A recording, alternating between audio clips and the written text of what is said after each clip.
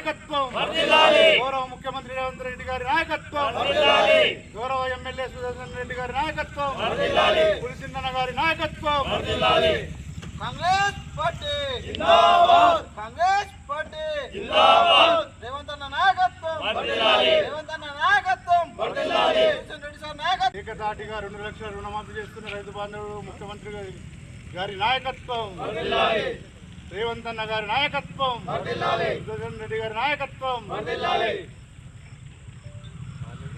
తెలంగాణ కాంగ్రెస్ ప్రభుత్వం ఏర్పడిన కొద్ది రోజుల్లో ఈ రైతు రుణమాఫీ ఏదైతే ఎలక్షన్ మేనిఫెస్టో పెట్టింది ఆ మేనిఫెస్టోకు దీటుగా ఈ రైతు రుణమాఫీ 2 లక్షలు ఏకదాటిగా చేయడంపై రైతులందరూ హర్షణీయంగా వ్యక్తం చేస్తున్నారు. రైతుల ముఖాల్లో ఆనందాలు. చాలా సంవత్సరాల తర్వాత గత కాంగ్రెస్ ప్రభుత్వంలో వైఎస్ రాజశేఖర రెడ్డి గారు రైతు రుణమాఫీ ఏ విధంగా అయితే చేసిరో ఈరోజు రేవంత్ రెడ్డి గారు కూడా అదే రీతిలో రైతు రుణమాఫీ చేసి కాంగ్రెస్ ప్రభుత్వం అనేది రైతులకు అండగా ఉంటుందని చెప్పి నిరూపించడం జరిగింది. దీంతో రైతులు గ్రామాల్లో అందరూ రైతుల ముఖాల్లో ఆనందాన్ని చూస్తూ సంబరాలు జరుపుకుంటున్న సమయం ఇది. ఇట్లాంటి కార్యక్రమాలు రైతు పక్షంగా కాంగ్రెస్ ప్రభుత్వం చాలా రకాలుగా వ్యవహరిస్తుంది. ఈ వ్యవహారంలో రైతులందరూ ఎప్పుడూ సంతోషంగా ఉండాలని కాంగ్రెస్ ప్రభుత్వం కోరుకుంటుంది.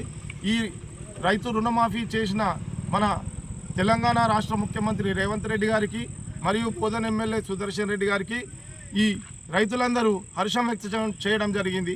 జై కాంగ్రెస్.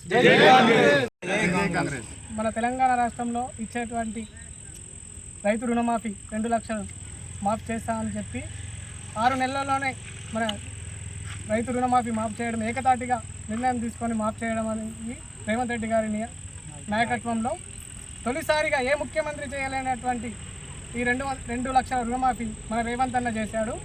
అందుకోసమే రైతులందరూ హర్షం వ్యక్తం చేస్తున్నారు.